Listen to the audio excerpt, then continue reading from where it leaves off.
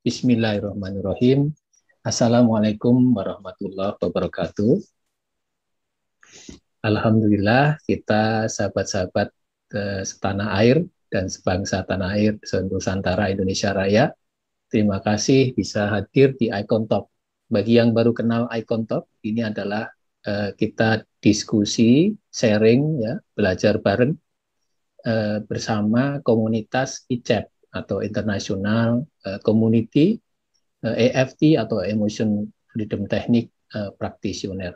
Jadi ini gabungan dari praktisi yang berbagi ilmu atau sharing untuk diskusi dari segala aspek. Baik, dan tak lupa salam dan salawat kita sampaikan kepada junjungan Nabi Muhammad SAW beserta pengikutnya sampai akhir zaman. Dan Bapak Ibu sekalian, selamat malam. Bagi yang baru bergabung, ini juga ada Pak Ronidin ya Pak. Assalamualaikum Pak Ronidin. Ya, ya, kita bersama Icon Talk di hari Senin ini.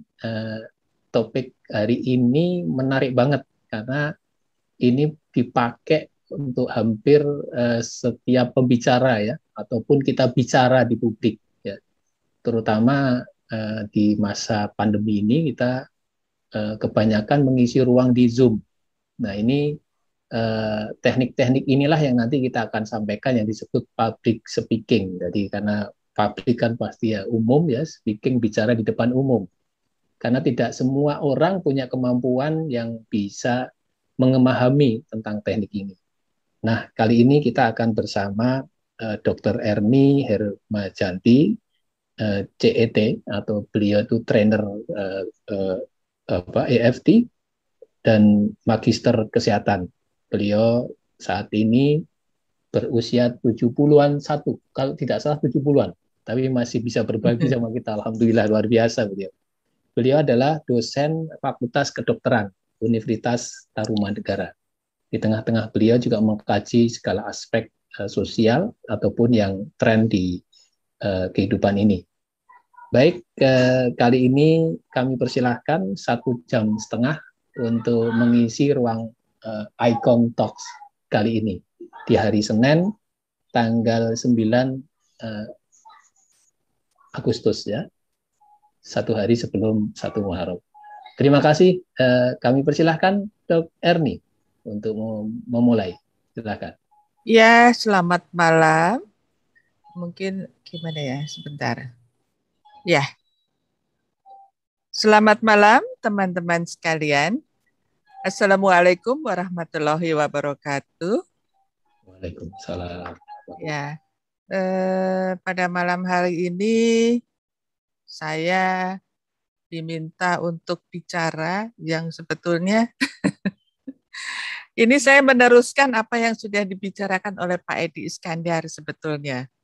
Pada waktu itu Pak Edi juga menjelaskan mengenai public speaking dan saya mengikutinya dan saya sangat mendapatkan banyak hal dan beliau menjelaskan bagaimana persiapan mental kita. Ya, jadi pada saat ini saya mencoba untuk bagaimana praktisnya begitu. Jadi kalau mental kita sudah siap, bagaimana kita bicara, itu yang saya akan bicarakan pada malam hari ini. Mohon maaf sebelumnya karena ya di Fakultas Kedokteran saya juga mengajarkan public speaking ini. Jadi mungkin apa nanti yang saya bicarakan banyak berbau kesehatan. Karena tujuan daripada public speaking di Fakultas Kedokteran adalah supaya para dokter itu bisa bicara. Nggak lucu kalau dokter suruh maju ke depan umum kemudian dia tidak bisa bicara itu, ya. Ini lucu kalau udah begitu. Jadi saya mencoba untuk mengajarkan kepada mereka supaya mereka bisa memberikan penyuluhan dengan baik karena orang-orang yang bicara di depan umum itu pasti dia mempunyai tujuan dan dia mempunyai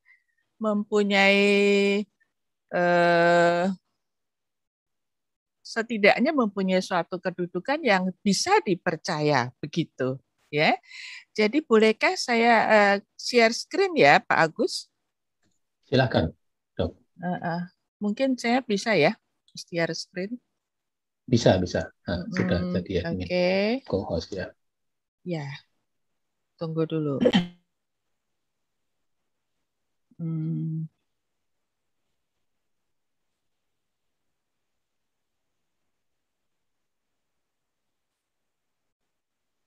Ya, apakah sudah terlihat? Oke, clear. Clear. Apakah suara saya terdengar dengan baik? Jelas, Dok. Oke, terima kasih banyak sebelumnya. Jadi, ya inilah. Makanya background daripada slide saya adalah lambang kedokteran, lambang kesehatan, ya. Ular, lambang ular dan tongkat ini, ya. Baik. Jadi, saya ingin mahasiswa saya tadinya harus bisa bicara, itu saja tujuan saya. Nah, sekarang saya diminta untuk bicara di sini, jadi mungkin ya inilah yang saya berikan pada mahasiswa saya. Jadi mungkin contoh-contohnya nanti banyak berbau kesehatan, ya. Jadi kata Larry King ini adalah public speaker yang sangat handal. Itu katanya orang sukses adalah pembicara yang sukses. Dan begitu pula sebaliknya. Nah, nanti akan saya ceritakan lagi kenapa demikian. Nah, ini juga pernah dibicarakan oleh Pak Master Edi, bahwa di Amerika itu ternyata yang paling ditakuti di dalam hidup itu bukannya mati, bukannya miskin, tapi ternyata bicara di depan umum itu merupakan sesuatu yang paling mereka takuti. Lucu ya, saya juga kadang-kadang heran. Ini di Amerika loh, saya tadinya tidak terbayangkan oleh saya sebenarnya. Nah, apa itu sebetulnya public speaking? Is a continuous communication process in which message and signal circulate back and forth between speaker and listener. Ini kata David Sareski. Ya, ini definisi aja sih. Ya, jadi tujuan public speaking itu adalah pertama untuk mempengaruhi bisa untuk mengajak, bisa untuk mendidik, bisa untuk mengubah opini, bisa untuk memberikan penjelasan, atau bisa untuk memberikan informasi. Ya, kalau mengajak itu ini tukang panci di mal-mal itu pintar sekali ya. Mereka pintar sekali untuk mengajak supaya orang membeli barangnya itu. Kemudian, nah, di dalam persentase tanggapan audiens terhadap pembicara, ini mohon maaf ya, ini mungkin agak sedikit berbeda kalau kita bicara di Zoom dengan bicara dengan di depan publik ya. Saya lebih ke arah di depan publik. Mungkin nanti setelah pandemi selesai ini banyak lebih digunakan begitu. Persentase tanggapan audiens terhadap pembicara itu ternyata 55% dari ekspresi dan bahasa tubuh. Baru 37% dari tekanan suara dan hanya 8% dari apa yang kita ucapkan. Jadi ternyata kita kalau bicara panjang lebar itu tanpa ekspresi seperti patung bicaranya dan tanpa tekanan suara itu sampai rumah tuh hilang semuanya. Pada saat dengar hanya 8%, sampai rumah hilang semuanya. Ya. Nah, public speaking itu dapat menghasilkan sesuatu yang berbeda atau membuat perubahan pada dunia dengan cara yang sangat sederhana, yaitu berbicara. Kita masih ingat Barack Obama, Presiden Amerika 2 kali berturut-turut. Siapa sih dari penduduk Amerika yang mengharapkan mendapatkan seorang presiden orang hitam? ya, pendek, kecil lagi, hitam lagi. Itu buat orang Amerika sama sekali tidak menginginkan itu. Mereka tidak menginginkan mendapatkan presiden orang hitam. Tapi ternyata Barack Obama bisa 2 kali dia menjadi presiden. Bisa begitu bagaimana caranya? Hanya dengan berbicara dia begitu hebat. Kalau kita dengar suara Barack Obama bicara, waduh, itu menggelegar dan sungguh-sungguh sangat berwibawa. Ya, tentunya semua sudah pernah dengar suara dari Presiden Obama, ya sangat menggelegar itu. Itu sangat menarik memang. Kalau kita dengar waktu Barack Obama datang ke Indonesia, dia bicara di UI, di aula UI dengan kehadiran mahasiswa mungkin sampai 5.000 orang. Apa yang pertama dia ucapkan? Bakso, nasi goreng, sate. Semua orang bertepuk tangan. Ya, jadi apa sebetulnya yang membuat dia sangat memukau dan bisa merubah dunia? Ya, sebetulnya ada satu film loh Pak Agus ini saya ingin putarkan, tapi apakah berhasil apa tidak saya tidak tahu ini. Ya, mudah-mudahan berhasil saya putarkan ini, coba ya. Saya coba dulu ya Pak ya. Silakan. Nanti dulu.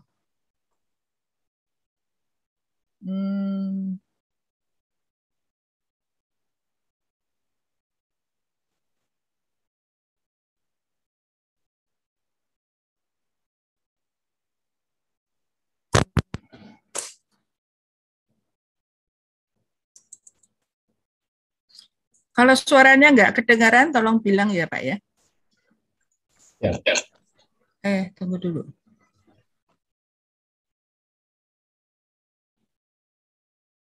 Saya belum buka di itunya ya. Please welcome our next contestant. Suaranya nggak keluar ya Pak? Suara keluar, tapi videonya belum.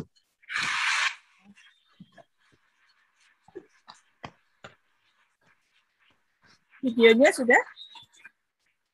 The power of words. Yang nampak ini apa folder gitu, file yang nampak di layar.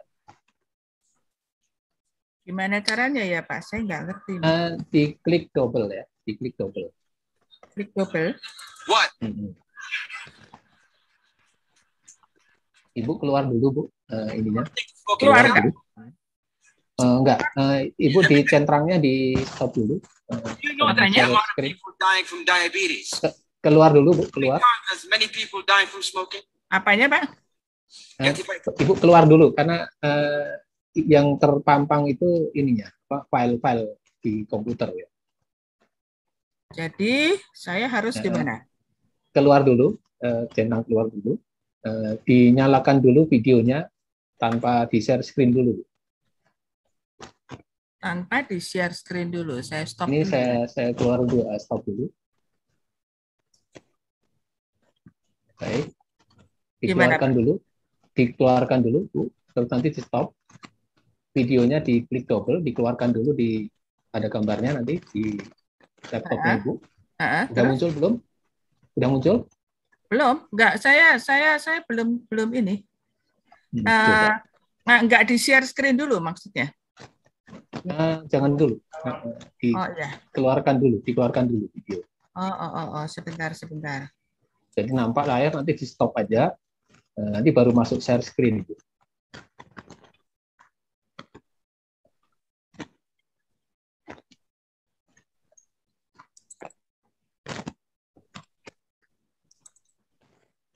Assalamualaikum Bu Nur. Ya, maaf ini. Please welcome our next contestant, Muhammad Qatani. Ya, hanya suaranya saja Bu. Hanya suaranya saja. Suaranya saja. Loh, biasa ya. Ibu diklik di laptop, udah ada gambarnya Bu. The power of words. Di laptop udah. Nah, berarti stop dulu, di stop. Kemudian Ibu share screen. share screen, terus di centrang itu audionya. Sebentar. Ini kok nggak kelihatan ya? Tunggu dulu, Pak. Ya, belum di share screen. Oh, you all think smoking kills? Yeah, let me tell you something. Iya ini. Do you know that the amount of people dying from diabetes are 3 times as many people dying from smoking? Di stop dulu ininya. Saya nggak bisa ini, Pak. Saya. Do you know that the filenya gede atau enggak, Bu, filenya? Is that actually a cigarette? Enggak sih, enggak terlalu It's your besar. DNA. You can smoke for years. Bisa di WA. Tunggu dulu, Pak. This whole war against smoking is just to restrict the farming of tobacco. Mr. Contest Chair, fellow Toastmasters and guests, I use these arguments. Aduh, matiinnya aja gimana, saya nggak tahu nih. Ya udahlah kalau gitu, Pak. With a group of my friends. And the results, 5 of them believed what I said. Tunggu, Pak. Ini matiinnya gimana aja, aku nggak tahu. Words, when said and articulated in the right way, can change someone's mind. They can alter someone's belief. You have the power to bring someone from the slums of life and make a successful person out of it. Matinya gimana, Pak? Saya bingung ini. Destroy someone's Ibu ada tanda silang nggak di atas? Does that seem a bit too good to be true? Ini kemana saya? A simple choice of words can make a difference between someone accepting or denying your message. You can have a very beautiful thing to say, but say it in the wrong words and it's gone. Tunggu dulu, Pak. Saya matiin dulu apa ya semuanya ya. Saya live dulu. Saya live dulu ya, Pak. Saya balik lagi ya.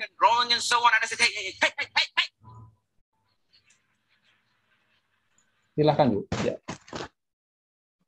Mohon maaf ini luar biasa itu. Semangatnya beliau ya.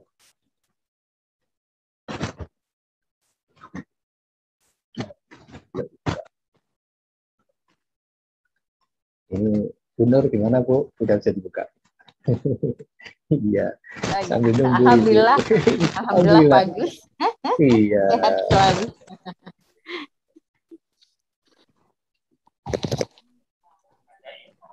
Bagus, diminta aja videonya nanti diputar. Iya, nanti ya. Oh iya. Dibantu diputar ya. Nanti saya di WA ya, di posting di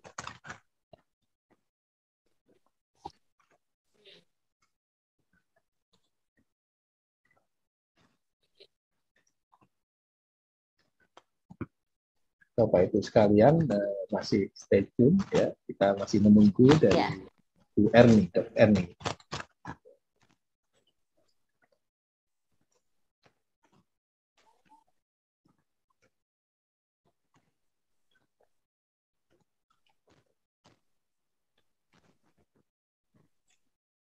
Nah, ini mumpung ada Gisa juga ya dari teman-teman, silahkan share ya untuk ya Gisa online ya, tiap hari kita adakan.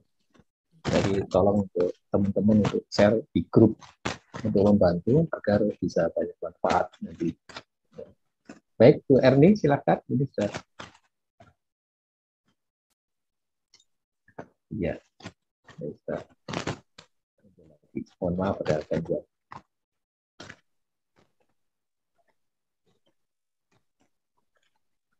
Masih di mute, Bu Erni. Ya, Bu Erni bisa suaranya. Sip. Ya. Sudah masuk. Silakan. Kok host disable participant screen sharing ya, Pak? Oh, begitu ya. Bentar. Sudah saya jadikan co-host lagi. Sudah. Silakan. Ya. Oh. Ya.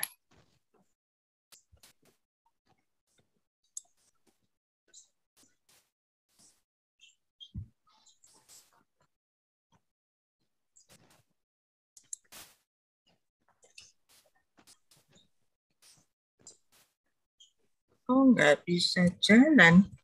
Nah, ya. Jadi saya mohon maaf tadi saya mau kepengen sekali puterin video tapi bisa dilihat di YouTube itu Muhammad Katami. Muhammad Katani. Ya. Muhammad Katani itu The Power of Word. Mungkin Pak Agus bisa bantu saya. Iya.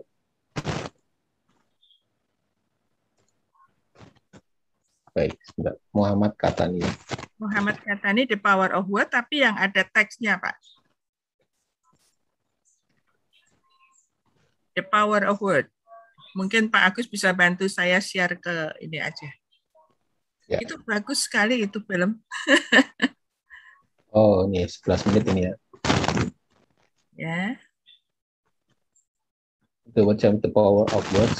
Ya, tapi yang ada teksnya. Indonesia teksnya. Kenapa? Ada teksnya ya, bahasa Indonesia. Saya cek dulu ya. Ya. Baik, silahkan. Nanti dilanjut. Saya stop dulu ya. Ya.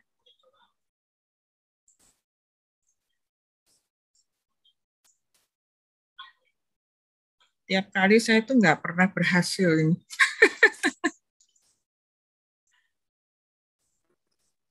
Tetap semangat, Dok. Iya, ini loh Bu. Aduh, wes nenek-nenek juga saya ini.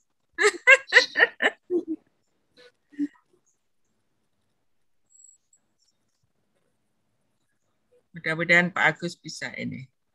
Iya. Apa kabar Bu Nurita ini?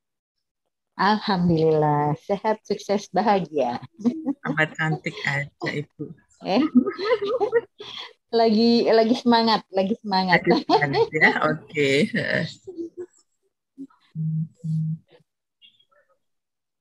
Bisa Pak Agus? Teksnya bahasa Inggris nggak apa-apa. Allah wis nggak apa-apa lah. Tapi ya kalau ada teks bahasa Indonesianya kok. Oh, oke. Saya ini posisinya ini seperti ini. Ada teks bahasa Indonesianya. Biar lebih paham.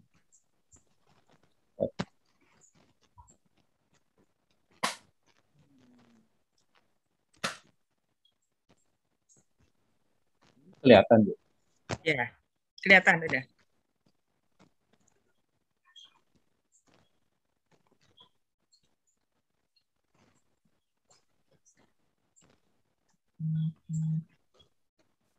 Tapi suaranya nggak ada, Pak?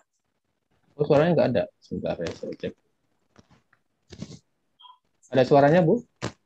Nggak ada tuh. Saya tutup dulu.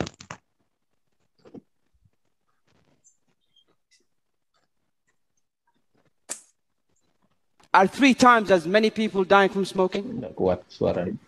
Yet if I pulled a Snicker bar, nobody will say Oke, Pak Agus sudah keluar suaranya. Mas.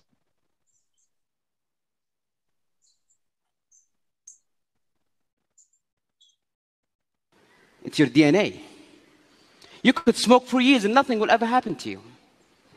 This whole war against smoking is just to restrict the farming of tobacco. Mr. Contest Chair, fellow Toastmasters and guests, I use these arguments, even though I just made them up,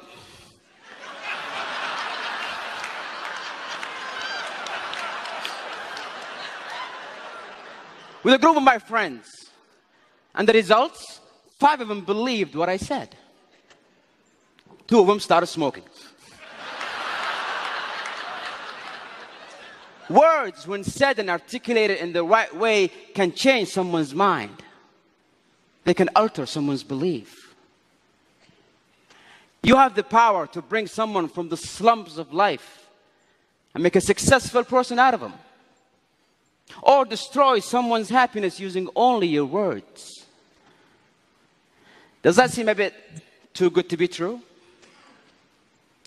A simple choice of word can make a difference between someone accepting or denying your message. You can have a very beautiful thing to say, but say it in the wrong words and it's gone. I have a son who's 4, and he had this bad habit of writing on the walls with crayons. And one evening I walked into his room and he's going at it, just writing and drawing and so on. And I said, hey, hey, hey, hey, hey, hey. Are you stupid? Don't you ever do that again. And guess what happened? He did it again. Nobody likes to be threatened. Nobody likes to be intimidated. His pride would not allow it. He did it again just to spite me. A week later, I walked into his room and again, he's going at it. And this time, he was even looking at me just... Ini public speaking.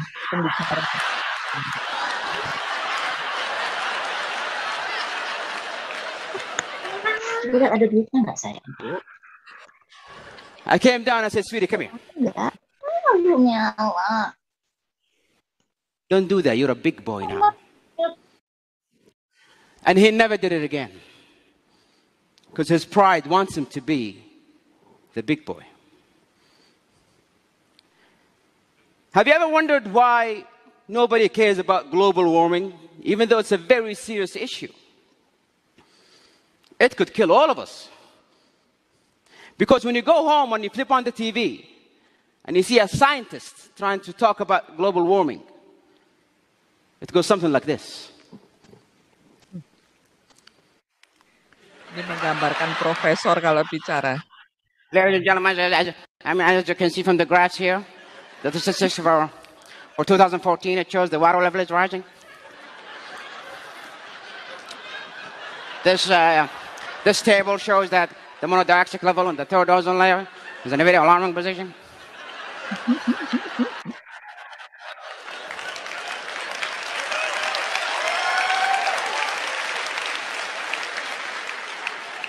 The message never get across. But most importantly, if you are a person who's a role model, if you're a person who's been admired, anything you say could be believed. Anything you utter could be taken as truth. My friend Nasser, he loved his father, idealized his father. He would do anything to make him happy.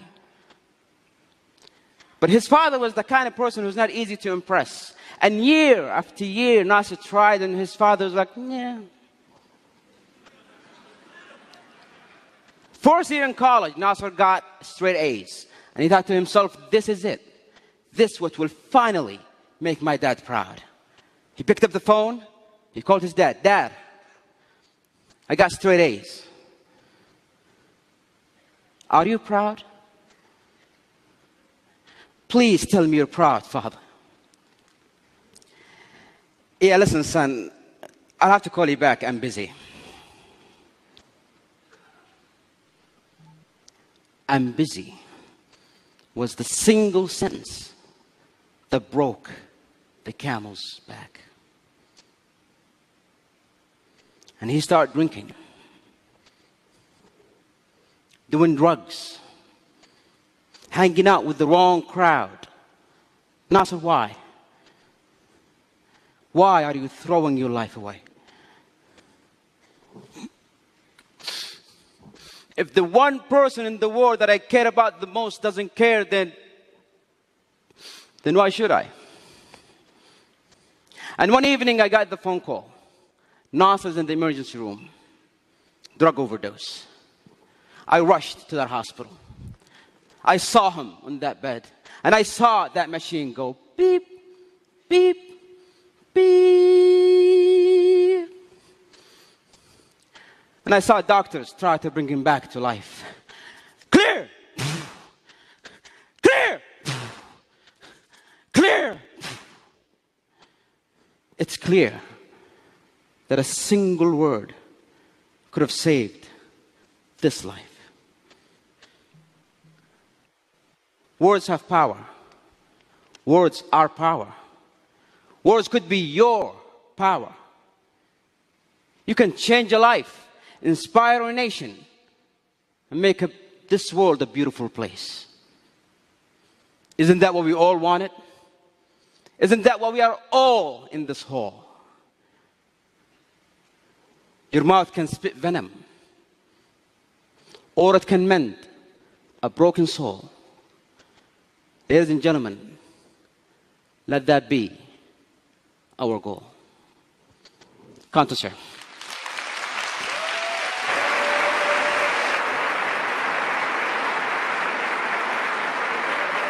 Ya, cukup Pak.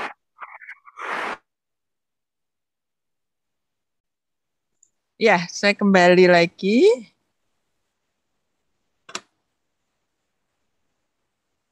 Terima kasih Pak Agus. Mungkin bagi teman-teman yang kurang paham bisa nyetel sendiri, YouTube ada yang teksnya bahasa Indonesia. Ya. Kembali. Sudah kelihatan belum ya? Iya, jelas. Jelas. Silakan. Oke, suara saya jelas? Jelas sekali. Ya, oke. Baik Bapak Ibu sekalian, tadi sebetulnya film itu tuh meskipun kita tidak mengerti dengan gerakan yang dia lakukan, itu kita sudah menarik sekali. Dan mata kita tidak lepas dari dia. Bagaimana dia bicara, pip, pip, pip, itu menunjukkan suara di ICU di mana mesin ECG itu yang biasanya tit, tit, tit itu begitu dia meninggal dia akan bunyi tit. Bagaimana dia clear, clear, it is clear. Ya, itu menarik sekali dia cara bicaranya. Ya, baik. Saya lanjutkan. Nah, ini ada beberapa tipe, ya, ada beberapa cara, ya, ada beberapa metode penyajian pidato. Ada pidato manuskrip, itu naskah yang ditulis dan dibacakan oleh pembicara. Misalkan pidato resmi kenegaraan nanti tanggal 16 Agustus, Pak Presiden akan bicara di depan sidang umum MPR. Nah, yang namanya sidang umum itu kan pasti semuanya berpakaian resmi, pakai jas, untuk ibu-ibunya pakai kain kebaya, ya. Tapi karena laporannya begitu banyak, setebal mungkin 2 cm yang harus dia bacakan, terpaksa dia harus membaca dong. Kita lihat pendengarnya pada tidur. Kita pernah lihat ya gambar-gambarnya pidato presiden yang dengar itu pakai jas, pakai kain kebaya, tapi semuanya pada tidur. Karena membaca. Ya, oke. Ada lagi pidato hafalan atau memoriter. Naskahnya dihafalkan, tapi jelas tidak bisa panjang. Mungkin kita masih ingat waktu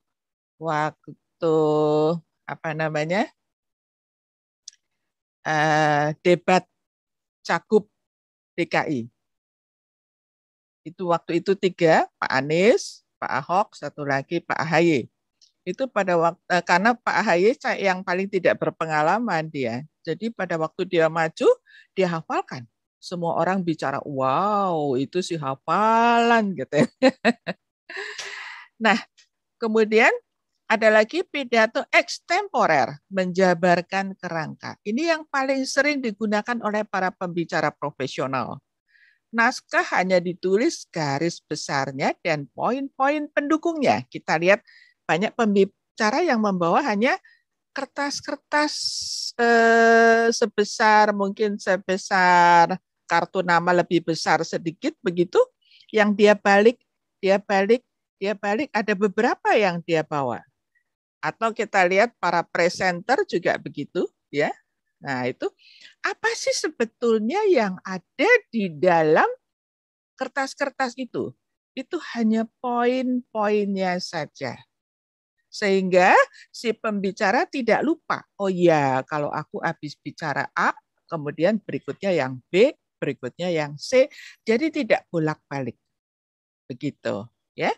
Jadi apa yang ada di kertas itu hanya guidance aja, hanya arahan saja supaya dia tidak bolak-balik. Isi daripada poin-poin itu jelas sudah ada di kepalanya dia.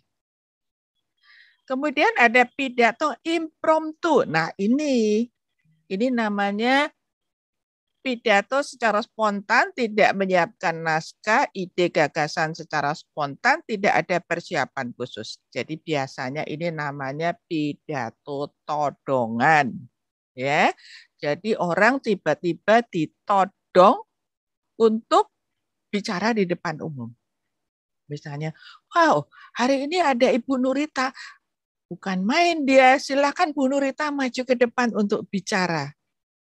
Waduh, Bu Nurita tidak siap sama sekali dan dia tidak tahu kalau dia harus bicara, misalnya begitu. Nah, ini yang namanya pidato impromptu.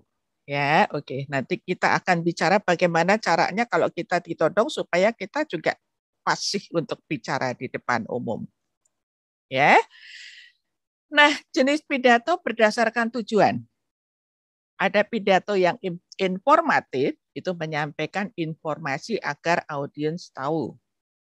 Ada pidato yang persuasif, membujuk atau mempengaruhi orang lain agar mau menerima ajakan dan gagasan pembicara. Ya, nah ini biasanya yang kesaksian-kesaksian ini ya, ini paling sering ini. Apalagi kalau itu untuk MLM ya itu, wah itu kesaksiannya banyak sekali biasanya. Kemudian pidato rekreatif. Itu menyenangkan atau menghibur orang lain.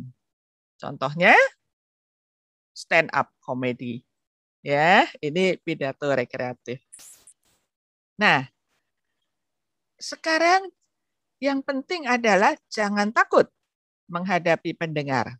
Pandanglah mereka sebagai kesempatan untuk mengembangkan kemampuan Anda sebagai pembicara.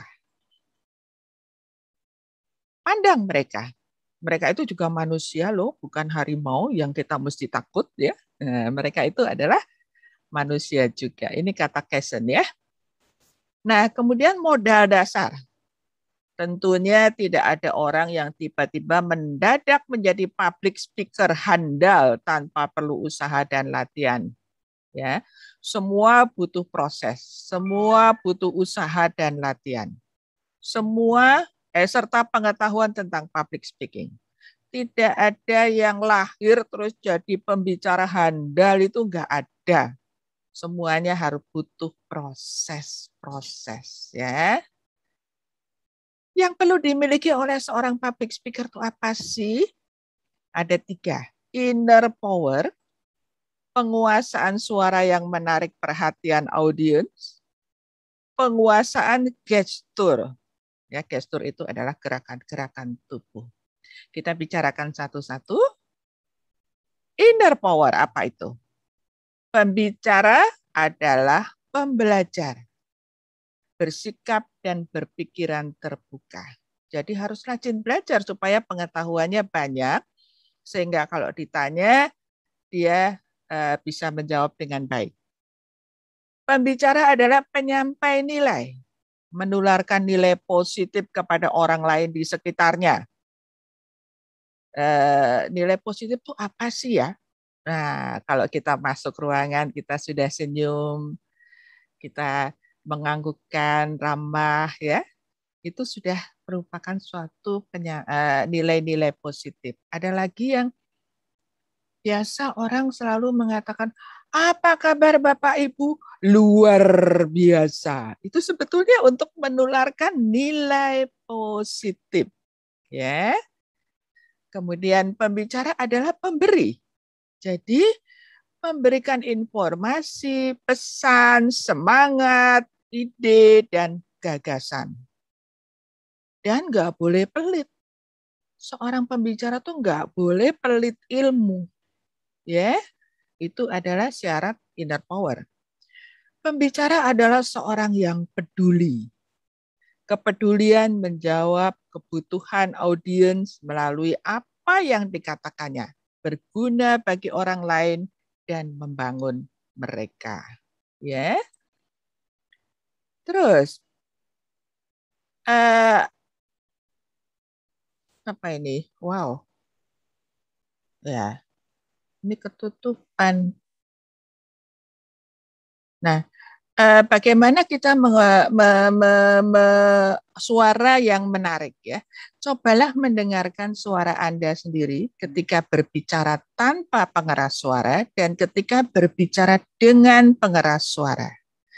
Dengan cara ini kita dapat mengenali kekuatan, kelemahan cara kita bicara. Pengolahan suara itu sangat menentukan keberhasilan public speaking dan menentukan keberhasilan penyampaian pesan audiens. Ini adalah pentingnya suara. Ya, ada 4 komponen pengelolaan suara. Yang pertama adalah volume, tempo, artikulasi, dan nada. Artikulasi itu kejelasan pengucapan. Ya, bagaimana itu nanti kita lihat. Volume bisa dinaikkan atau diturunkan untuk menambah variasi. Bisa dinaikkan kalau mau menekankan sesuatu yang sangat penting. Misalnya, apakah Bapak Ibu sudah mengerti? Nah, kita naikkan nada itu. Ya. Sebaiknya suara saat bicara di depan publik itu adalah alami dan wajar, menunjukkan kepribadian si pembicara. Bernada menyenangkan, menebar aura positif dan persahabatan. Ekspresif, terkesan nggak monoton. Ya, nanti saya akan cerita kenapa itu monoton. Dan harus dinamis, suara yang bertenaga, dan memiliki kekuatan yang menimbulkan kepercayaan. Mudah didengar, cukup keras dan jelas. Ya. Sekarang kita bicara tentang tempo. Berbicara terlalu lambat akan membuat pendengar berkesempatan memikirkan hal-hal lain, bahkan ngantuk. Berbicara terlalu cepat akan menyulitkan pendengar untuk mencerna materi dengan baik. Umumnya kecepatan berbicara antara 140 sampai 160 kata per menit. Tapi nggak usah mikirin jumlah kata, nanti malah nggak ngomong ya. Kalau artikulasi itu saat berbicara sangat menentukan apakah yang kita ucapkan sudah benar, tepat, dan jelas. Artinya begini, ada orang yang bicaranya kumur-kumur. Saudara-saudara, hari ini kita akan bicara public speaking. Nah, itu namanya kumur-kumur. Ya, artinya mulut harus dibuka. Kata demi kata harus jelas. Ini kita bisa latih sebetulnya. Contohnya, kita mengucapkan we, b. Nah, lah, kah, tah, pun. Itu kita bisa latih. Artinya kita bicara kata demi kata harus jelas. Ya, tidak boleh kumur-kumur. Sekarang nada. Variasi nada akan membuat pidato tidak monoton. Kenapa kalau pidato monoton? Kenapa sih? Apa sih salahnya kalau monoton? Saya tuh paling geli itu pada saat saya menemani anak saya melahirkan. Ini ceritanya cucu pertama. Saya menemani ke Australia di Sydney sana. Aduh, yang namanya cucu pertama itu kan seneng ya gendong-gendong gitu. Akhirnya apa? Itu anak jadi manja. Kalau nggak digendong, dia nangis. Nggak mau tidur. Begitu digendong, dia diam, dia tidur. Waduh, ini sudah bau tangan. Kalau orang Jawa bilang ini bau tangan ya. Nah, jadi aduh capek, suruh gendongin terus nih anak. Ada kursus menidurkan bayi. Loh, saya itu ketawa. Loh, menidurkan bayi aja kok ada kursusnya gitu ya di Sydney sana di Australia. Udah sana ikut. Pada waktu pulang saya tanya gimana sih caranya? Alah gampang loh Mi. Loh gampang gimana? Ternyata itu kalau lagi rewel anaknya itu tidurin aja di tempat tidur. Kita setelin apa? Setelin itu suara vacuum cleaner. Gong. Itu anak tidur. Atau disetelin hair dryer. Atau disetelin suara hujan gemericik itu. Atau air yang gemericik, hujan gerimis itu, kericik, kericik, kericik, kericik, kericik. Pokoknya monoton. Itu tidur. Kenapa orang bisa tidur di pasar yang begitu berisik? Tapi berisiknya di pasar kan itu ngeng begitu ya. Itu monoton. Sehingga kita kalau bicara, meskipun menarik, itu kadang-kadang kalau kita monoton, audiens kita bisa tidur. Itu kalau monoton. Memang ternyata kalau monoton tuh bikin tidur. Ya. Ini lucu. Saya sampai ketawa sendiri. Ah, lucu juga ya kalau begitu. Betul juga dicoba. Tidur anak itu. Nah, berbicara baik itu bukan hanya suara dan artikulasi, tapi juga pace slower than normal conversation. Jadi jangan kayak orang ngobrol gitu ya. Nah, pitch dapat meningkatkan penekanan pada pertanyaan. Apakah Bapak Ibu mengerti? Tone, express feeling. Artinya, contohnya adalah misalkan pada waktu pembukaan biasanya untuk mengheningkan cipta. Bapak Ibu sekalian, hari ini kita berduka karena tetangga sebelah kita baru saja berpulang karena COVID-19. Mari kita berdoa mengheningkan cipta. Nah, itu tone. Tone itu express feeling, perasaan kita yang sedih atau perasaan kita yang gembira, hore begitu itu tone. Ya, kita harus ada ada tone kita untuk mengekspresikan feeling perasaan kita. Volume make lively interesting. Pausing kan, focus attention, mencerna apa yang dikatakan. Kadang-kadang kita bicara, kita harus harus berhenti sebentar untuk audiens kita mencerna apa yang kita katakan. Contoh ya, Bapak Ibu sekalian, saya itu punya pasien. Pasiennya orang-orang Chinese yang sudah tua, yang dia masih pelo-pelo kalau bicara. Ya, dia mengatakan pada saya begini, Bu Dokter, Owe itu saya ya. Owe ini udah tua, Bu Dokter. Cari nyawa pakai duit.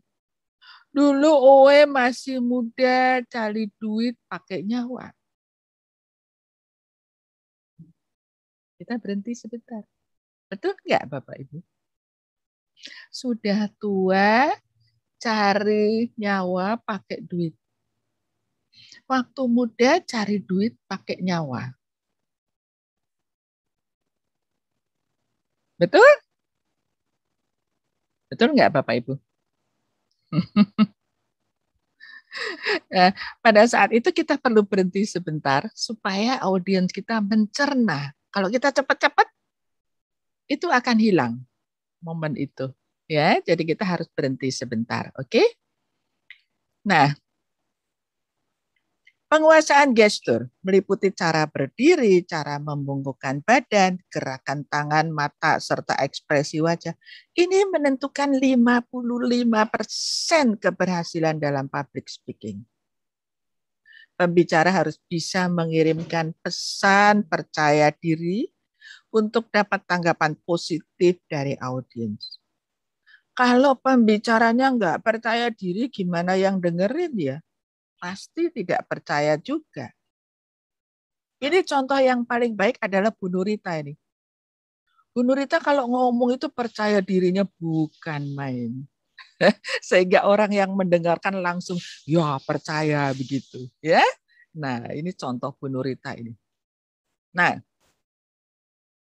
hal-hal yang perlu diperhatikan dari gestur itu apa sih? Senyum. Tulus pada tempatnya, proporsional. dan situasional. Jangan senyum tanpa sebab ya, Bapak Ibu, nanti dikira orang gila. Cara berdiri, tegak, tidak condong.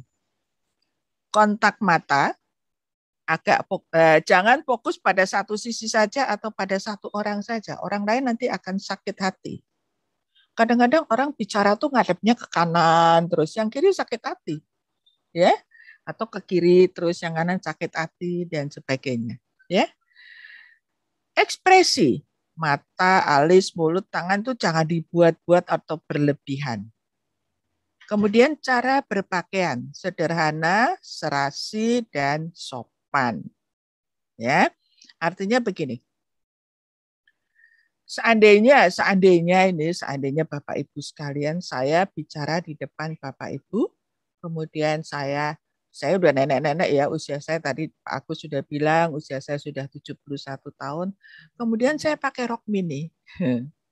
Pakai rok mini, kemudian pakai baju, pakai pita merah di atas sini, kemudian pakai lipstiknya warna hijau, kuteknya warna biru, pakai sepatu hak 12 cm begitu.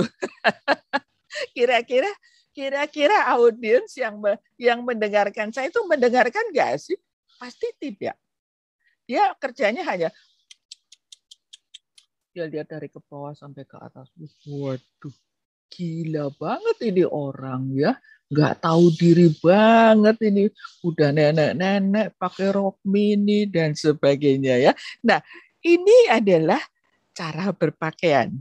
Biasanya cara berpakaian itu adalah cukup yang sederhana, serasi, sopan. Biasanya kalau bapak-bapak supaya keren pakai jas ya, atau pakai baju batik, pakai jas itu lebih keren. Ibu-ibu juga biasanya pakai blazer ya, supaya kelihatan langsing, yang gemuk jadi kelihatan langsing, begitu ya. Nah, kemudian tapi jangan hitam semuanya. Dikira orang berkabung. Harus ada semburat yang cerah, misalnya yang pakai scarf ya, yang merah atau pink atau apa supaya tidak hitam semuanya.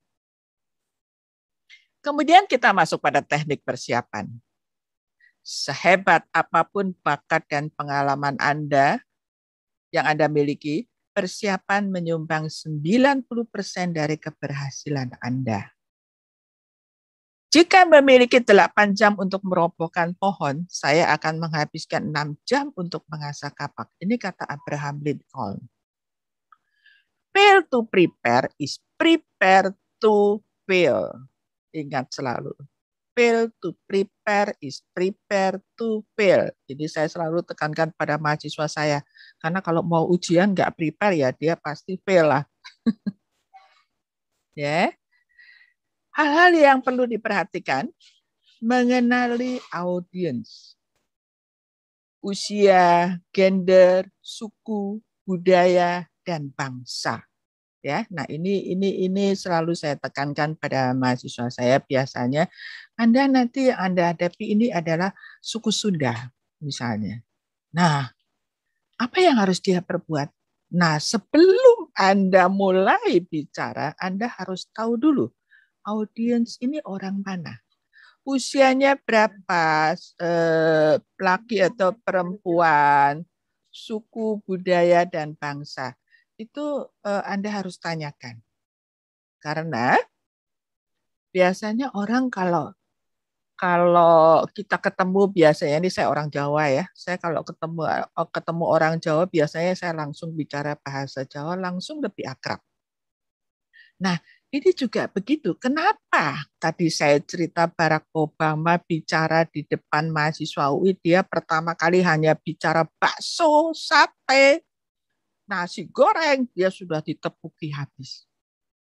Karena orang itu senang mendengar orang yang satu suku biasanya. Jadi kalau kita bukan orang Sunda misalkan, kita akan bicara di depan orang Sunda. Gimana caranya ya?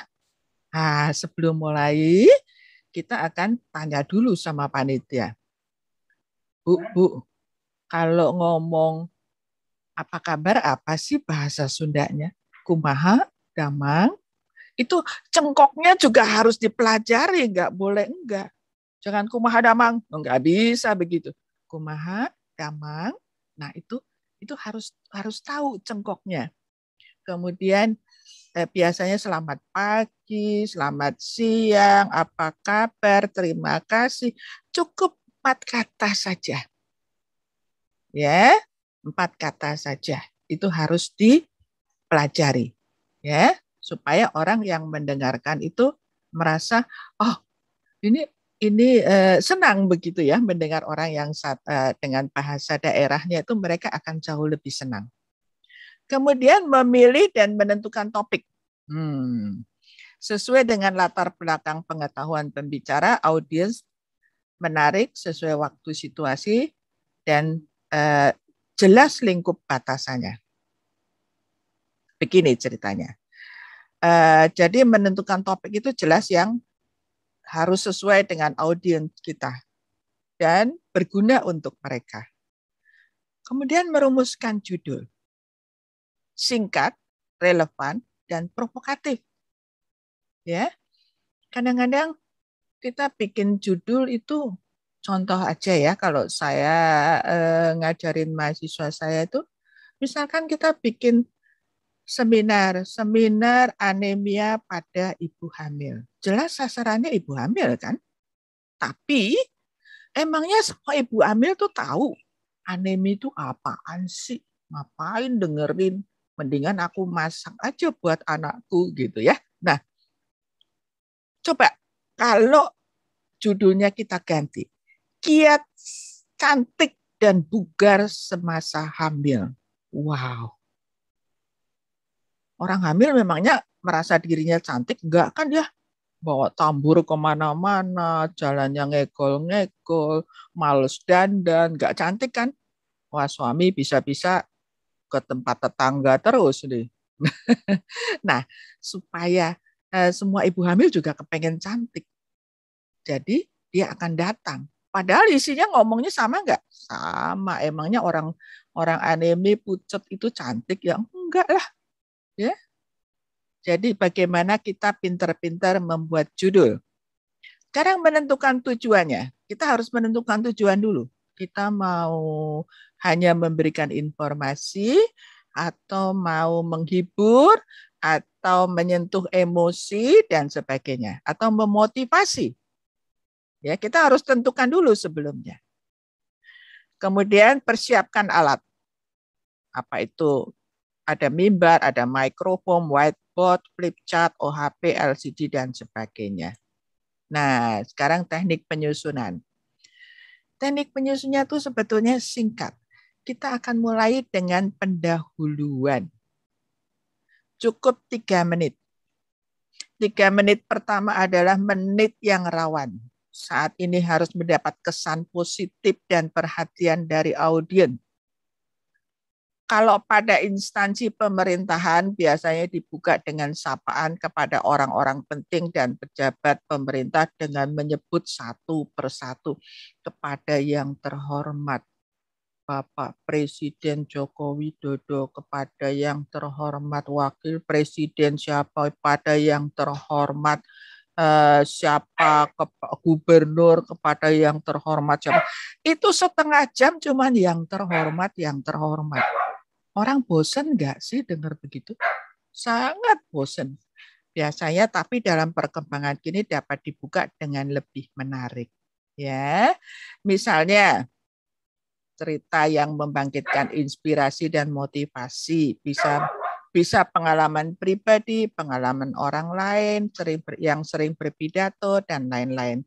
Kutipan, pepatah, moto, ungkapan orang yang terkenal, pernyataan yang dapat mengejutkan audiens, pernyataan yang membuat audiens tertantang untuk menjawab, salam, itu hal yang paling sering dilakukan. Selamat pagi, salam sejahtera, dan sebagainya. Tapi untuk lebih menarik bisa kita dengan contoh-contoh cerita. Contohnya begini. Bapak Ibu sekalian, saya pengalaman pribadi dari teman saya ya.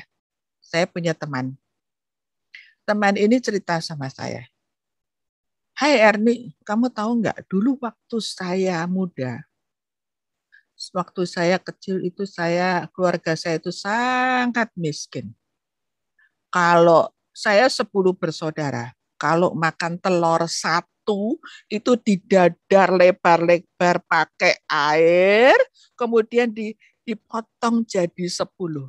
Aduh, sedih banget kalau saya ingat zaman saya kecil. Sekarang dia sudah konglomerat itu ceritanya. Sekarang saya mau beli makanan semahal apapun saya sanggup. Tapi sama dokter A saya nggak boleh makan asin, sama dokter B saya nggak boleh makan manis-manis, saya nggak boleh makan minyak-minyak. Terus buat apa duit saya ya? Ya, jadi artinya kesehatan itu sangat penting. Contoh lagi, misalkan, mau nggak ya Pak Agus saya kasih uang 2T, 2T nggak usah deh, 1M aja deh, kalau 2T nggak mungkin punya ya. Kalau 1M mau nggak Pak Agus? Ya, nah contoh, mau nggak Pak Agus saya kasih duit 1M? Mau dong. Mau ya, tapi syarat dan ketentuan berlaku. 1 lengan Bapak saya potong. Mau nggak? Waduh, mau dong. Nggak mau. Nggak mau dong. Nggak mau ya. Bapak Ibu sekalian, bayangkan 1 lengan Pak Agus itu harganya 1M. Kalau 2 lengan terus Pak Agus punya 2 kaki, punya jantung, punya kepala, punya otak. Jadi berapa sih harga Pak Agus ini?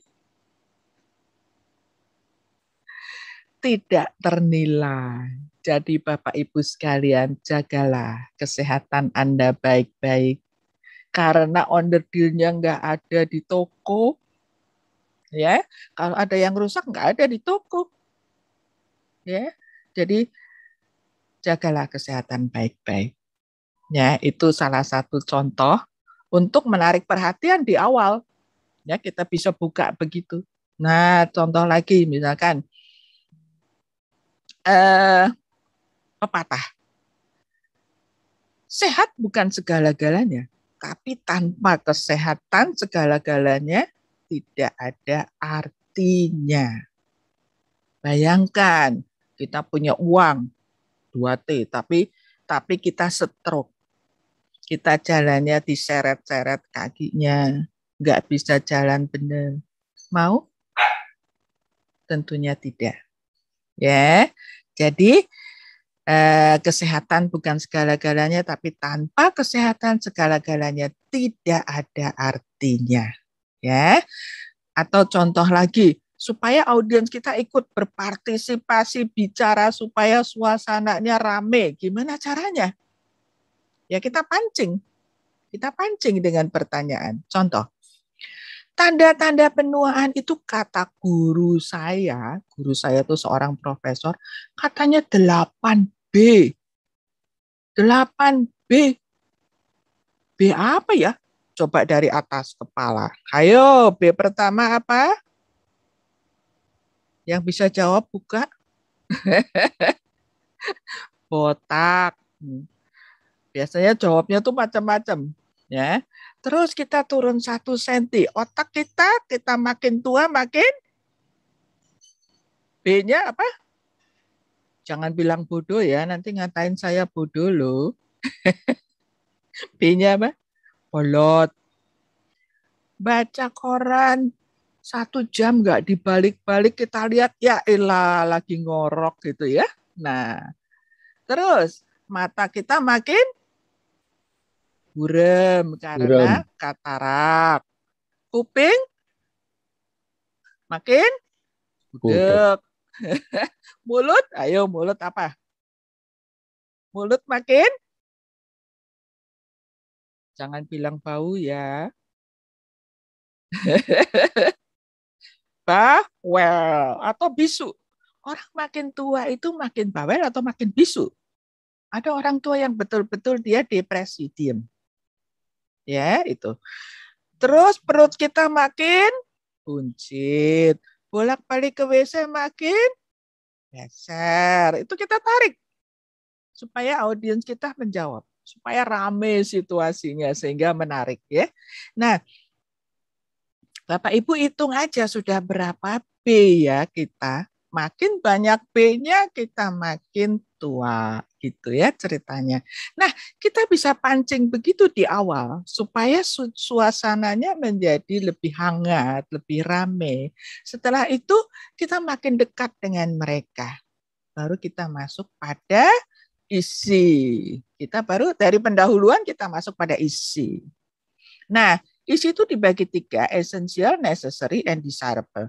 Essential itu adalah inti dari apa yang kita bicarakan. Ya, boleh kalau ini audiensnya cukup berpendidikan, boleh pakai data-data dan sebagainya, boleh.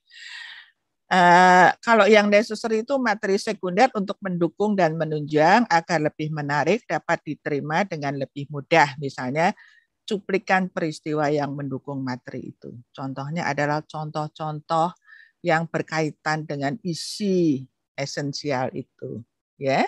Kemudian yang desirable itu adalah bisa dilakukan bila materi di atas sudah selesai dilakukan untuk bentuk permainan singkat lah, bisa role play dan sebagainya, itu boleh. Ya. Terakhir kesimpulan, pidato harus ditutup dengan apik. Karena kalau tidak, audiens tidak akan ingat isi pidato Anda. Pidato bisa ditutup dengan cerita, kutipan, pernyataan, salam, ajakan dengan 5W1H. Misalnya, what? Apa yang ingin mereka lakukan setelah keluar dari ruangan ini? Perubahan apa yang mereka ingin lakukan? Contoh misalkan, ini contoh di kedokteran semuanya ya, karena saya belum sempat mikir yang lain-lain. Contohnya, PSN tahu nggak ya Bapak Ibu? Pemberantasan sarang nyamuk untuk mengurangi DBD. Ya, itu kan ada beberapa cara. Nah, kita kan udah ceritakan nih semuanya. Sebelum berakhir, kita akan tanyakan. Setelah Bapak Ibu tahu bagaimana cara PSN, apa yang akan Bapak Ibu lakukan di rumah setelah ini? Nah, kita tantang mereka, kita tantang. Kenapa kita harus melakukan itu? Ya, kenapa kita harus mengatakan perubahan itu? How? Dengan cara apa mereka dapat melakukan itu? Atau kita ulang, misalkan kita cerita tentang misalkan tentang larangan-larangan ya. Kalau orang sakit mah, kita cerita sakit mah, kita larangannya kan ada banyak itu ya. Ada nggak boleh makan pedas, nggak boleh makan asam, nggak boleh makan kopi, nggak boleh rokok, nggak boleh minum alkohol dan sebagainya. Kita ulang lagi pada saat kita mau. Jadi tadi apa yang kita tidak boleh, kita harus tangan kita maju. 1, apa?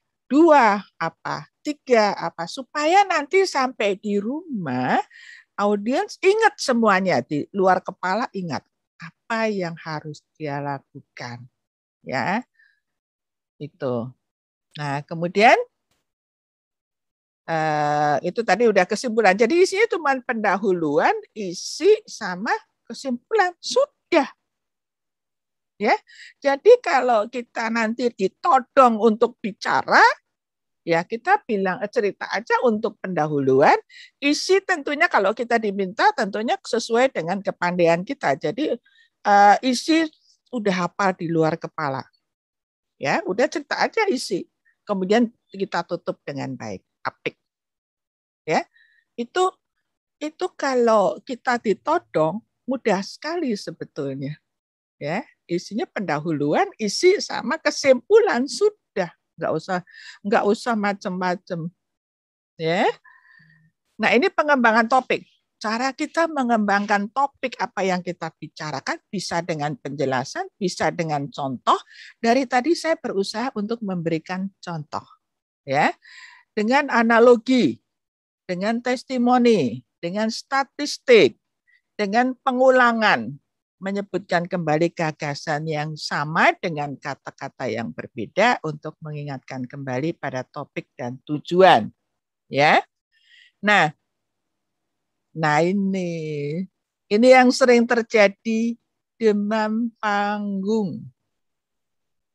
Nah, ini menurut Dale Carnegie, itu lakukan hal yang Anda takutkan dan terus melakukannya. Itu adalah cara yang paling tepat dan paling pasti yang pernah ditemukan orang untuk menaklukkan kecemasan. Ini kata Dale Carnegie. Tapi kita sudah belajar dari Pak Edi tentang bagaimana kita menyiapkan supaya kita tidak grogi, tidak demam panggung.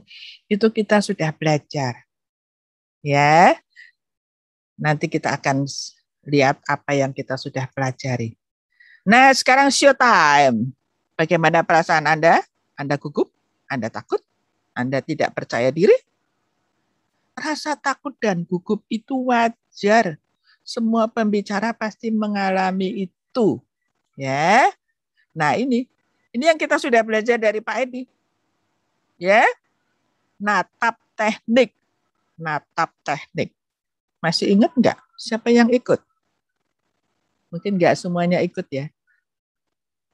Ini bisa kita pelajari, yaitu sebetulnya intinya kita tapping. Kalau kita grogi kita tapping gitu. Tetapi otak kita atur dulu seandainya.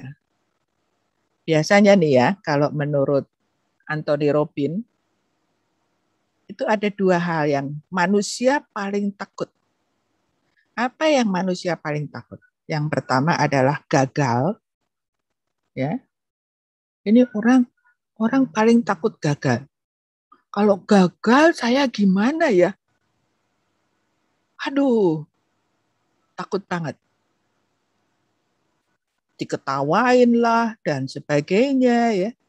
Atau yang kedua, bayangkan kalau berhasil dengan sukses dan hebat, semua orang tepuk tangan, semua orang kagum. Itu yang kita perlu bayangkan. Kalau kita sudah bayangkan bagaimana kita berhasil, cepat-cepat kita tapping. Supaya kita akan menjadi percaya diri. Kita percaya diri bahwa kita akan berhasil. Ya, ini dari natap tekniknya Pak Edi Iskandar. Nah, ini ada cara lain sebetulnya, yaitu melakukan teknik relaksasi. Ini yang saya ajarkan ke mahasiswa saya biasanya. Relaksasi itu kita tarik napas dalam-dalam, kita hitung sampai 3 atau 5, 6. Kita keluarkan pelan-pelan. Kita tarik napas, kita tahan, kita keluarkan pelan-pelan. Itu dengan sendirinya akan tenang. Ya, setelah tenang kita baru bicara. Berhubungan dengan orang lain itu maksudnya berhubungan dengan orang lain itu artinya ngobrol. Kalau kita mau maju, kita grogi, kemudian kita ngobrol sama teman kan hilang semuanya. Nggak ingat lagi groginya. Mengembangkan teknik spiritual, biasanya berdoa, ya Tuhan, sertailah saya pada saat saya bicara nanti, itu biasanya juga boleh. Memahami bahwa rasa takut itu adalah wajar. Aduh, aku takut. Wajarlah, semua orang juga takut, gitu ya. Membangun kepercayaan diri. Saya pasti mampu, saya pasti bisa. Gitu, boleh. Lakukan apa yang diajarkan Mr. Ekti, yaitu natap teknik tadi, ya. Latihan, dan latihan. Ya. Ini beberapa hal yang perlu diperhatikan dan dilakukan. Berbusana nyaman dan aman, hati-hati. Nyaman dan aman. Bapak-bapak itu jangan pakai celana kedodoran ya. Nanti di tengah jalan itu celananya melorot, terus coba ditarik-tarik, begitu jelek banget itu kalau dilihat ya kan. Ibu-ibu jangan sampai tali BH keluar gitu ya, hati-hati. Nyaman dan aman. Berkonsentrasi pada pesan utama. Tarik napas dalam-dalam, tahan sampai hitungan ketiga, hembuskan sambil saya mengucapkan, saya bisa. Ya. Bergeraklah, jangan diam. Kalau diam makin tegang. Bayangkan Anda berhasil dengan baik, Jangan membuat pengakuan negatif di depan audiens. Aduh, ini paling jelek ya. Jangan membuat pengakuan negatif di hadapan audiens. Mohon maaf, bahasa Inggris saya tidak baik. Mohon maaf, ini bukan bidang saya. Mohon maaf, ini saya tidak siap dan sebagainya. Ini tidak boleh. Tidak boleh mengatakan kekurangan kita di depan audiens. Itu mengurangi kredibilitas kita sebagai pembicara. Ya. Kemudian ingat bahwa audiens Anda juga manusia. Jadi nggak usah takut. Ngapain takut sama manusia? Gitu. Kemudian ingat bahwa Anda sudah menyiapkan dengan baik. Artinya persiapan dengan baik itu penting sekali supaya kita tenang, ya. Tunjukkan ekspresi bersahabat dan kontak mata. Nah, ini kalau kita bicaranya pada orang 200 misalkan, gimana kita mau kontak mata ya, kita pelototin satu-satu juga tidak mungkin ya kan. Tentunya kita biasanya orang duduk itu kan dibagi dua ya. Dibagi dua. Nah, biasanya kita tatap di sebelah kanan itu yang tengah, di sebelah kiri yang tengah. Nah, itu nanti kita seolah-olah kita menatap semua orang. Oke? Nah, kemudian ini jaga kesehatan Anda. Ya. Jangan sampai bermasalah. Ini paling cilaka deh kalau kita tidak siap ya kesehatan kita, lagi bicara seru-serunya di tengah jalan tiba-tiba perut sakit mules kepengen ke belakang. Waduh, ini gimana caranya kalau sudah begitu? Makanya harus jaga kesehatan sebelum Anda bicara. Ya, mulesnya setengah mati, kepengen cepet-cepet ke belakang. Lah, pembicara ya kayak gini, gimana caranya? Ya.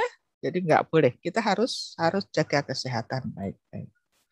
Hal-hal yang tidak boleh dilakukan, panik, takut nggak bisa tampil sempurna, nggak ada orang yang sempurna deh, ya.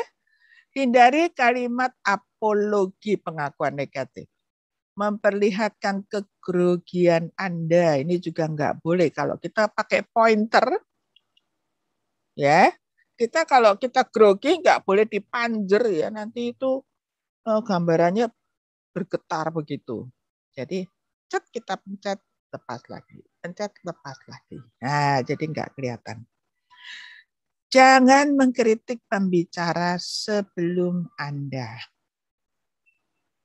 Menunjukkan mood Anda yang jelek. Walah, ini benar-benar tidak boleh. Anda baru berantem, Anda baru marah, dan sebagainya. Begitu Anda di depan umum, Anda harus senyum dan mood yang baik. Ya. Yang tidak boleh lagi juga, jangan memainkan tangan Anda seperti meremas-remas, memegang bagian tubuh yang lain, dan sebagainya, itu tidak boleh. Jangan bermain dengan barang-barang seperti kacamata, pena, kunci, jam, cincin, dan sebagainya. Jangan memainkan benda yang Anda ada di sekitar Anda seperti memainkan mic, kursi, atau mimbar secara berlebihan. Biasanya pena. Pena suka diputer-puter ya. Nah, itu audiens akhirnya ngelihatnya penanya, bukan ngelihat Anda, ngelihat pena, nggak dengerin Anda ngomong apa. Nah, kemudian jangan sekali membelakangi audiens. Jangan sekali menunjuk ke arah audiens.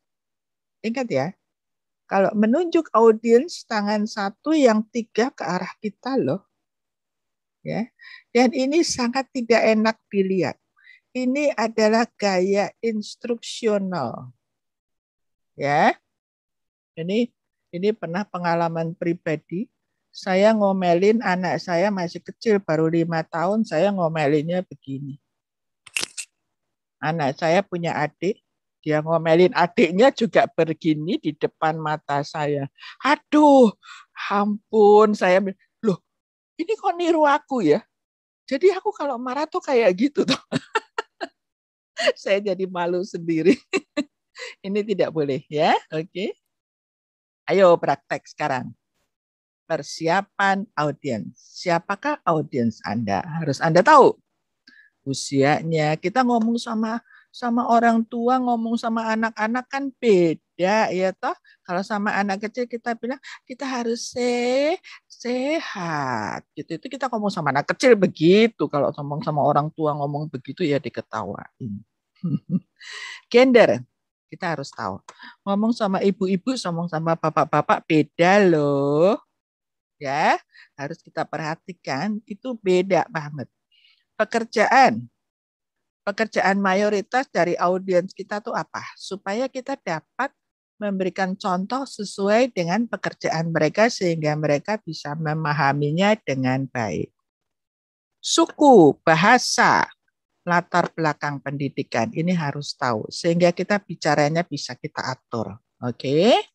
Nah, waktu dan bahan. Berapa lama Anda harus berpidato? Berapa jam? Bahannya apa yang akan diberikan Anda harus siapkan dengan baik. Ya. Jam berapa Anda harus bicara? Anda harus hadir 1 jam sebelumnya kalau bisa. Ya. Tempat dan tata ruang. Berapa jumlah peserta? Bagaimana tata tata ruang? Bagaimana posisi Anda harus bicara? Anda harus tahu sebelumnya supaya Anda bisa mengatur gestur Anda. Persiapan materi. Persiapan pidato, topiknya harus kita tahu, tujuannya apa? Tujuan khususnya apa? Ya. Penyusunan. Nah, ini tadi saya kan bilang sebetulnya isinya simpel banget, pendahuluan, isi sama kesimpulan. Jadi kalau ditodong pun ini udahlah. Kita mau ngomong pendahuluannya, kita mau ngomong apa ya? Nah, pakai misalnya pakai pepatah atau pakai apa, isi kan sudah di luar kepala. Kesimpulan, kita tinggal cari kesimpulan apa supaya motivasikah, apa kita ringkas atau apa, itu sudah. Jadi pada saat Anda ditodong maju, siap. Ya. Jadi public speaking is like flying an aeroplane. Semua udah pernah naik pesawat ya? Pesawat itu paling bahaya kalau kapan sih? Take off dan landing. Kalau sudah di atas tuh pilotnya tidur. Ya, jadi pada kita harus pembukaan dan penutupan itu. Public speaking ini sama. Ya. Be yourself and be confident. Ya, ada 13 step nih melakukan pidato. Jangan tergantung pada teks, jangan baca maksudnya. Ukur baik-baik dalamnya sungai siapa audiens Anda. Ya. Jangan bicarakan hal yang sudah diketahui atau hal yang tidak ingin mereka dengar. Diusir Anda. Jangan biarkan audiens Anda jenuh. Ya. Jaga volume suara nada agar tidak monoton. Lontarkan sedikit humor. Sedikit ya, nggak boleh banyak-banyak. Kalau banyak-banyak, kehilangan intinya. Orang itu nanti pulang sampai rumah ditanya, tadi pembicaranya ngomong apa? Aduh lupa, pokoknya lucu deh. Terus yang diceritain lucunya. Jadi dia tadi cerita lucu apa, dia ceritain, dia apalin itu. Tadi ngomong apa intinya nggak tahu. Periksa ruangan peralatan presentasi sebelum mulai ya. Jangan udah saatnya masih tes seperti saya tadi itu tidak siap pakai video itu memalukan. Biasakan interaktif. Ya, jangan ngomong sendiri. Ini akan sangat baik. Be spesifik, berikan contoh, ilustrasi, sesekali berikan cerita. Audiens tuh paling seneng kalau dengar cerita loh. Ya, kalau Anda cerita itu ya, mereka seneng banget seperti didongengin. Ini penting banget ya. Jadi cerita itu perlu. Kemudian misalkan nggak boleh membicarakan kekurangan kita. Maaf bahasa Inggris saya kurang baik. Ini bukan bidang saya. Anda pasti lebih tahu dari saya. Kalau lebih tahu dari kamu ya ngapain aku dengerin gitu toh. Jadi jangan bicarakan kekurangan kita. Ya, itu mengurangi kredibilitas. Latihan yang cukup, minta pendapat orang lain kalau perlu. Perhatikan bahasa tubuh.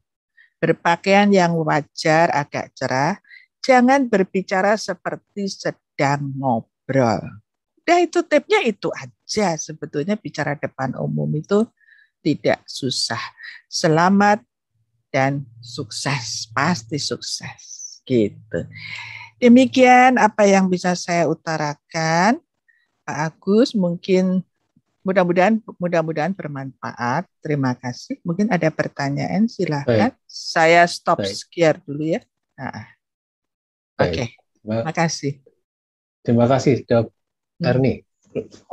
Rinci banget dan simple sebenarnya. Ya, jadi singkatannya di PIK ya, pendahuluan, isi, dan kesimpulan rupanya. Iya, jadi cuma itu saja. Pantai Indah Kapuk lah gitu ya. Saya singkat jadi supaya gampang masuk di saya. Biasanya saya singkat. Baik, ini kita masih ada beberapa menit, sekitar 15 menit. Tadi karena ada keterlambatan gitu ya, 10 menitan. Sekitar 10 menit lagi kita sampai 15 menit maksimum. Kami persilahkan audiens, sahabat-sahabat untuk bisa memberi sharing ataupun pertanyaan kepada beliau, Dr. Erni. Ini apa?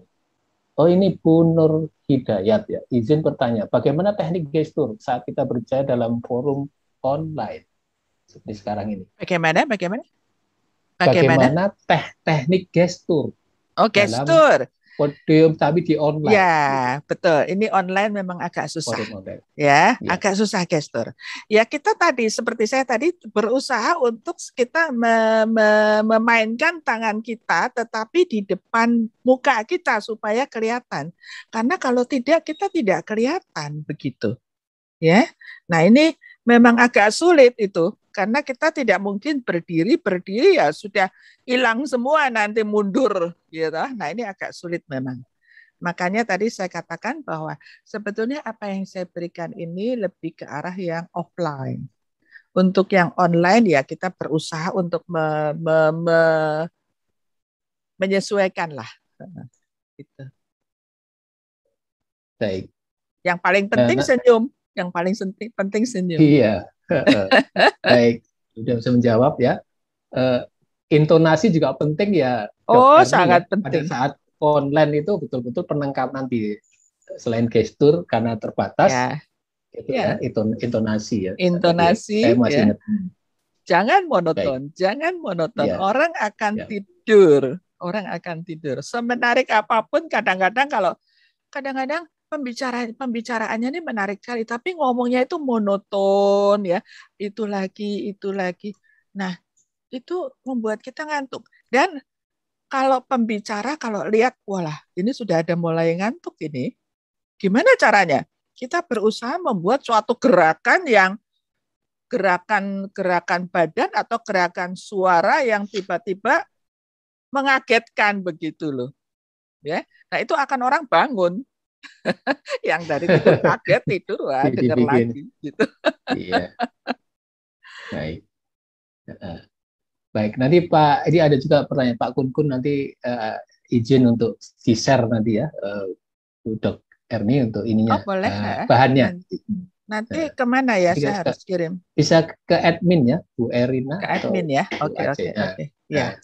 Nanti akan Baik, ya. Terima kasih Dok Kun. Ini juga ada nggak teknik tambahan tadi Gulita? Tadi sudah disampaikan ya, Gulita Sinaga. Ada lagi tambahan untuk online ya, terutama kebanyakan online ini ya.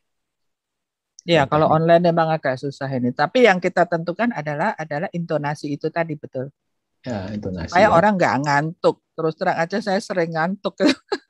Apalagi saya kadang-kadang pernah melihat public speaker dia pakai kursi roda, kursinya beroda, terus dia geser begini, bisa geser gitu. Itu juga bisa mempengaruhi juga itu, Dok ya. Ya, betul. Jadi mempengaruhi audien. Kalau dia pas kata-katanya di sebelah kanan, mereka ke kiri gitu. Jadi Saya pernah melihat itu seperti itu, menarik. Jadi pakai kursinya yang beroda gitu. Itu salah satu. Saya pernah melihat itu. Kok menarik banget tidak di. Iya. Jadi mesti menyiasati lah sendiri gitu. Iya, ya, karena ruangannya cuma hanya berapa senti nih ya kalau Nah, dilihat nggak sampai 15 inch, kalau total 15 inch ya, itu Nah, kadang-kadang Pak Agus, kalau kita bicara seperti sekarang Pak Agus, itu kan kelihatan semuanya begitu ya. Nah, yang repot kalau ada slide, kemudian kita kelihatannya hanya kecil, nah itu lebih repot lagi. Iya, iya. Ya, jadi kita harus bermain bukan di gestur tetapi di suara biasanya. Suara ya, suara sangat penting banget ya. Iya. Baik, mudah-mudahan bisa menjawab ini Bu Lita ya, tambahan. Kemudian Pak Sahlan ini ya, bagaimana cara mengatasi ketika ada kekeliruan dalam berpidato? Contoh ada materi yang salah dalam presentasi menggunakan PowerPoint. Mohon bagaimana cara mengatasi itu? Maksudnya salah slide ya atau bagaimana? Jadi ini sepertinya materinya salah. Jadi dalam menggunakan PowerPoint, gimana caranya bisa supaya menutupi itu barangkali ya ininya. Maksudnya Pak. Kalau salah materi ya kita mohon maaf aja untuk berubah lagi. Ya. Gitu.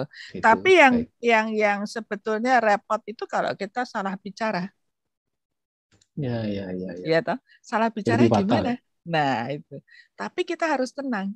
Audiens kita kan nggak tahu kalau kita salah.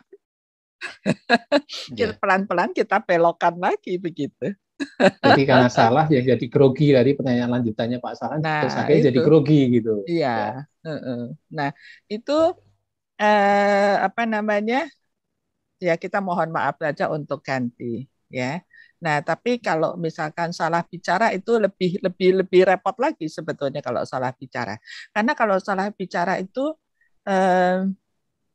bisa repot ya. Tetapi diharapkan audiens nggak tahu kesalahan kita. Jadi kita tenang saja dan kita pelan-pelan kita coba belokkan untuk yang ke arah yang lebih benar. Itu kalau kita sadar ya. Kadang-kadang kalau kita nggak sadar lebih repot lagi. Baik. Baik, ini ada dari Bu Nurita ya, mau bertanya langsung. Silahkan Bu Nurita. Silakan Bu Nurita.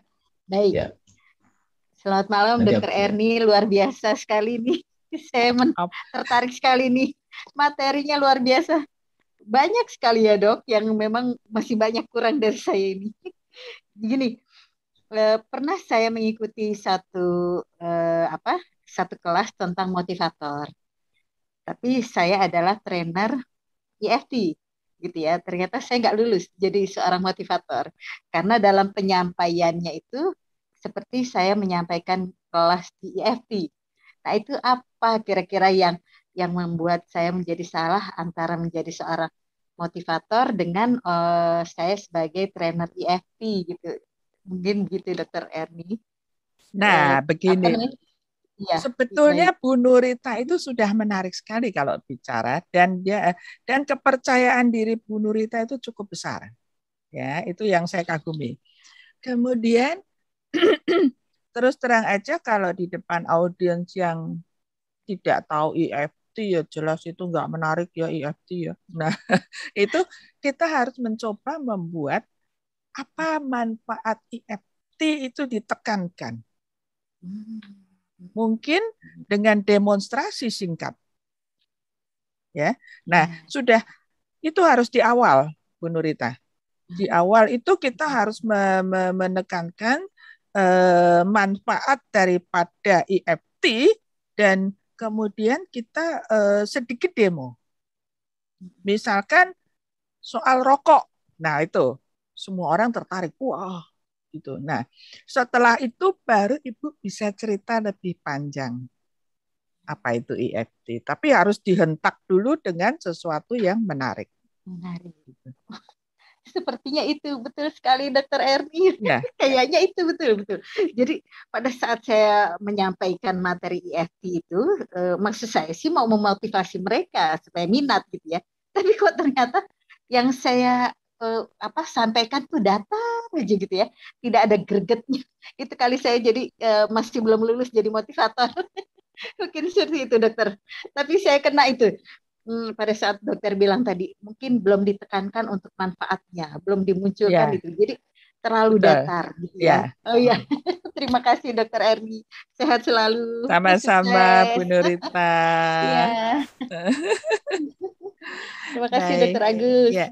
Baik, sama-sama. Baik, dilanjut ke Dokter Kun Kun. Tadi silahkan dibuka, Pak Kun Kun. Silahkan, mau bertanya langsung. Udah kedengar Pak? Halo? Iya, siap, sudah. Silakan. Ya, selamat malam Bu. Ya. Bu Erni. Selamat malam Pak Kun Kun. Ya, Pak Kun Kun Bu. Sebetulnya tadi pertanyaan hampir mirip-mirip sih Bu. Cuman saya ingin fokusnya karena saya juga suka ngajar ya Bu ya. Nah, saya tanyakan bagaimana saya suka sering begini Bu. Kadang-kadang terlalu cepat menerangkan atau kadang-kadang juga pas di tengah jalan narasinya hilang Bu. Itu Pak solusinya kira-kira karena terlalu sering Bu. Kira-kira apa yang kurang? Solusinya apa Bu? Kira-kira Bu? Maksudnya narasinya tuh bagaimana Pak? Contohnya? Ya seperti ada tahap-tahapnya Bu. Misalkan saya materi tentang tentang berpikir kreatif gitu ya. Yang saya mesti jelaskan di awal ternyata di tengah diterangkannya gitu. Oh, nah itu Pak. Ini penting sekali kita membuat suatu tahapan, Pak. Kalau kita nggak pakai slide, misalkan kita hanya bicara saja untuk motivasi begitu, kita perlu ada guidance.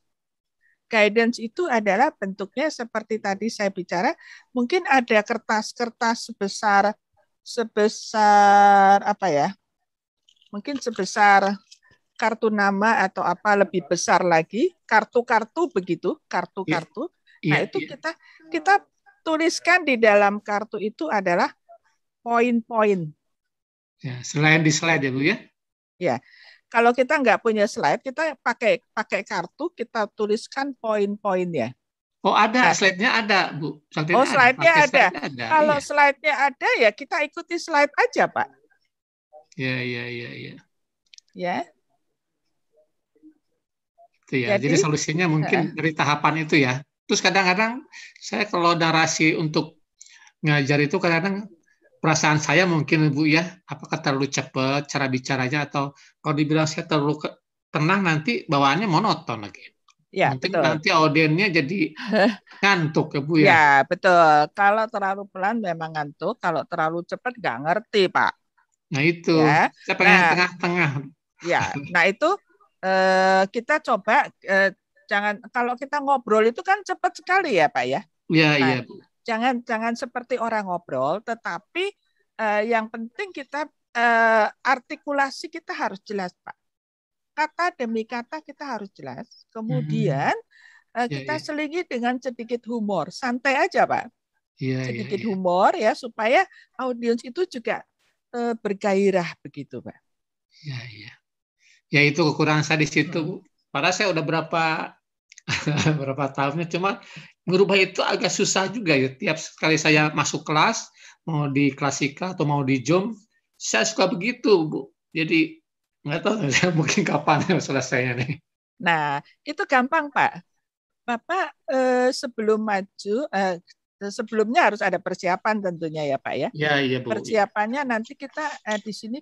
Nah, contoh, Pak. Harus dengan contoh. Contoh-contoh ya. Contoh-contoh. Kalau dengan contoh-contoh jauh lebih menarik. Dari tadi saya mencoba untuk memberikan contoh-contoh. Dari contoh-contoh itu, apalagi contoh pengalaman pribadi ya, itu akan sangat menarik, Pak. Itu di awal, Bu. Di awal ya. Di awal boleh, atau nanti di tengah kalau lagi cerita sesuatu, terus teringat tadi saya lagi monoton, lagi cerita monoton. Oh ya, saya ingat waktu saya ke Australia, saya gendong cucu saya yang pertama itu, waduh saya kecapean setengah mati, ada kursus menidurkan bayi, anak saya suruh ikut, apa hasilnya? Nah, dengan cerita seperti itu sangat menarik, Pak. Iya. Terima kasih Bu ya. Ternyata monoton itu membuat orang itu tertidur. Kan banyak orang tidur di pasar ya Pak ya. Betul. Nah, kenapa kok bisa tidur loh wong ramenya kayak gitu? Nah, ternyata suaranya itu gemrenggeng Pak, monoton di kuping. Nah, itu geng orang banyak ngomong tapi monoton. Lah betul. Bayi tidur pakai itu vacuum cleaner lah. Vacuum cleaner itu kan suaranya keras sekali, Pak. Ngong, tapi tidur, Pak. Terus Bu, saya mau tanya, kalau saya kan kadang-kadang ngajar tuh dari pagi sampai sore ya Bu ya. Iya. Kemudian kadang-kadang kalau sampai jam 1 materi karena udah habis. Selanjutnya saya pakai diskusi itu tidak apa-apa, Bu. Oh, bagus, Pak. Bagus sekali. Lebih masuk biasanya. Betul. Ya, lebih masuk. Atau pakai ya semacam studi kasus lah kayak gitu ya. Ya, cerita-cerita itu, Pak. Cerita pengalaman itu paling masuk pada pikiran orang. Iya. Siap, Bu. Terima kasih, Bu ya. Ya, sama-sama, Pak. Baik. Izin Dok, ini banyak pertanyaan ini. Oh iya. Waktunya tinggal 1-2 menit, gimana nih Dok? Masih berapa satu kali lagi? Gimana? Oke, boleh. Izin? Ya. Nah, ya. Ini perempuan saja ya, Bu Cici dari Padang. Ya, mohon maaf yang lain ya. Bu Cici silahkan dibuka, Bu. Mohon maaf, lagi kurang enak badan. Boleh ya bicara aja, nggak pakai video. Silakan Bu Cici. Bu Erni, terima kasih banyak ilmunya. Saya ucapkan terima kasih juga hari itu waktu saya sakit COVID 2020.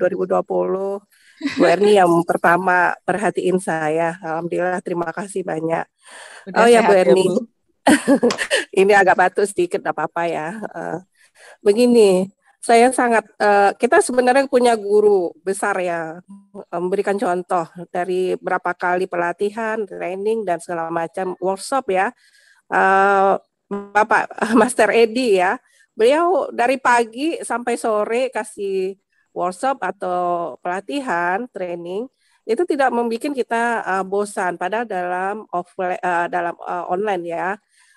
Beliau punya teknis tersendiri yang mungkin kalau kita perhatikan, ketika beliau screenshot, ketika share PowerPoint, saat tertentu beliau berhenti terus ada fokus kepada suaranya. Nah, itu salah satu contoh yang diberikan oleh Master Edi.